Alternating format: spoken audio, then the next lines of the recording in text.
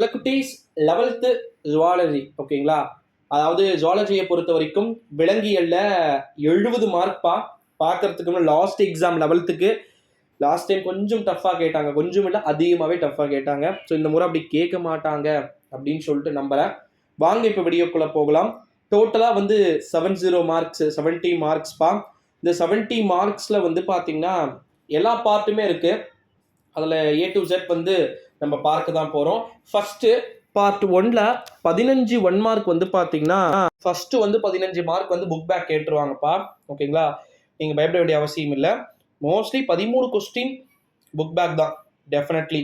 அது முடிச்சிட்டிங்க அப்படின்னா, அதாவது அது முடிச்சிட்டிங்க A to Z வந்து முடிஞ்சிச்சுன்னா, அதுக்கப்புறமா வந்து நமக்கு 2 மார்க்கில் வந்து பார்ட்டாக பிரிச்சிருப்பாங்க.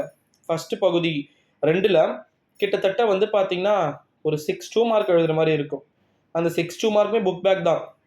கிட்டத்தட்ட வந்து ஒரு 8 கொடுத்துட்டு அதில் ஒரு 6 எழுத சொல்லுவாங்க. ஸோ இதுதான் வந்து சிம்பிள் கான்செப்ட். இல்லை ஒரு 9 கொடுத்துட்டு 6 எழுத சொல்லுவாங்க.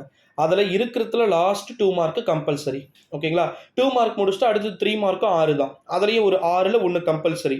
9 கொடுப்பாங்க, அதில் 6 எழுதணும், 3 ஆப்ஷனில் விட்டுறலாம். அந்த 6ல் 1 கம்பல்சரி. கம்பல்சரி எழுதலனாலும் எழுதாமல் போனாலும் பரவாயில்லை, ஆனால் பட் எழுதணுன்ற ஒரு விதி, அவ்வளோதான். மற்றபடி வேறு ஒன்றும் இல்லை. அடுத்தது என்னன்னா last part 4th part 5 5 mark, அவ்வளோதான், சிம்பிள். 25 மார்க்குக்கு டிடிஎல், 18 மார்க்குக்கு 3 மார்க்கு, 12 மார்க்குக்கு 2 மார்க்கு, 15 மார்க்குக்கு 1 மார்க்கு. சிம்பிள். 70க்கு 70க்கு 17 மார்க் எடுத்தாலே போதும். மற்றபடி வந்து 34லேருந்து 38 வரைக்கும் வந்து நமக்கு 5 மார்க் கொஸ்டின்ஸ் வந்து கேட்பாங்க. டெஃபனிஷன் கேட்பாங்க, டிஃப்ரென்ஷியேட் கேட்பாங்க. இந்த மாதிரி கொஸ்டின்ஸ் வந்து பார்த்திங்கன்னா அதிகமாக இருக்கும்.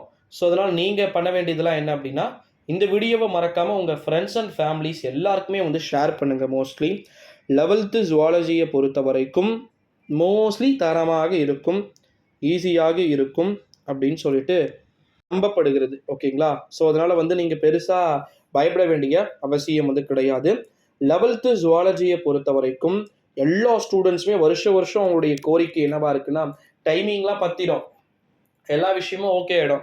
பட் அவங்க சைடு இருக்கக்கூடிய அன்ப்ராப்பரான ஒரு விஷயம் என்னென்னா, கொஸ்டின்ஸ் வந்து புக் பேக்கில் கேட்டாங்கன்னா அதுதான் வந்து அவங்களுக்கு ரொம்பவே கஷ்டமாக இருக்கும்.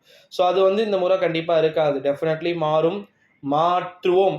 ஓகேங்களா, ஸோ அதனால் வந்து நீங்கள் அதை பயப்பட வேண்டிய அவசியம் வந்து கிடையாது. ஸோ 11th ஜுவாலஜியை பொறுத்த வரைக்கும் எப்படிலாம் மாறும், என்ன மாதிரியான விஷயங்கள்லாம் இருக்குதுன்றத நான் அடுத்தடுத்து நெக்ஸ்ட்டு அப்பா வந்து எல்லாத்தையுமே சொல்கிறேன். ஸோ நம்ம சேனலை வந்து மறக்காமல் வாட்ச் பண்ணிக்கோங்கப்பா.